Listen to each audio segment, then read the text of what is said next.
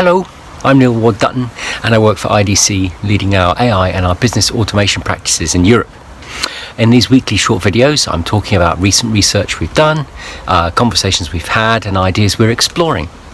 And this week is my 13th video, which is surprising to me. I've managed to keep going for 3 months, which is fantastic.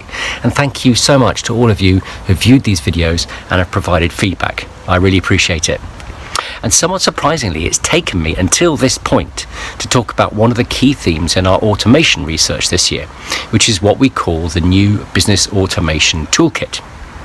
Now, when clients talk about business automation today, the conversation most often starts with robotic process automation, RPA. And of course, that's no surprise. Technology architects can have allergic reactions to RPA all day long. But the truth is that the RPA vendors have shown, pretty much all the other automation technology vendors, just how to package and sell automation technology to business leaders in a way that really makes sense. Despite its intuitiveness though, RPA, like all other specialized automation and integration technologies, has limitations in its applicability. Despite its name, its sweet spot is not really in automating entire business processes. It's most suited to automating work at the scope of individual tasks that individual people do. And what's more, if you have a use case where you really want to drive automated work at high speed and volume, RPA may also be not a great fit.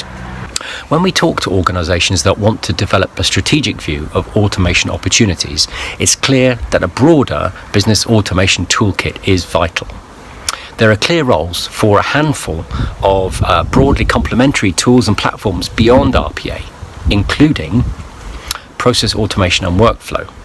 Whereas RPA focuses primarily on automating individual tasks, process automation platforms focus primarily on automating the coordination and orchestration of tasks that flow between people and systems. So these platforms are great at coordinating business processes then, working with RPA where necessary. But they can also provide an end-to-end view of process health and performance for processes they're responsible for coordinating. And they can also provide a scaffolding for other complementary technologies, including AI and machine learning. I spoke last week about how AI is not a thing, because actually it's a whole bucket of different technologies and techniques that you can think of as providing a set of skills. In the context of business automation, we see a whole variety of ways that AI and machine learning can add value. But there are 3 probably particularly broad opportunities. The first is around intelligent document processing, where AI is used to automatically classify and extract data from human-readable documents, like invoices or contracts or purchase orders or complaints, for example. The second is the use of machine learning to build algorithms that can make predictions and drive next best action recommendations. And the third is the use of conversation, natural language agents. Also, we have application integration, where your automation use cases involve high volume or high speed passing of data or control between applications or systems, and where you can cost effectively either build or leverage APIs, then modern application integration platforms come into their own. And the last thing I want to highlight here is process mining. This was actually the topic of episode 2 of my quick take talks, and so I'll just direct you there to learn more. All I'll say here is that process mining technology plays a couple of key roles in a broader automation strategy. It's not all about process discovery.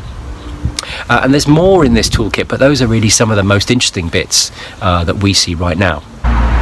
To round all this up, if you're serious about understanding the future of business automation or building an automation strategy, look beyond individual tools to understand the broader toolkit that's out there, and understand that many use cases will require 2 or maybe even more of these tools to be used together. Thanks very much for watching.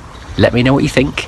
This will be my last video for a little while, as I've got a couple of weeks of vacation coming up, but I'll be back again soon, and I look forward to sharing more with you then.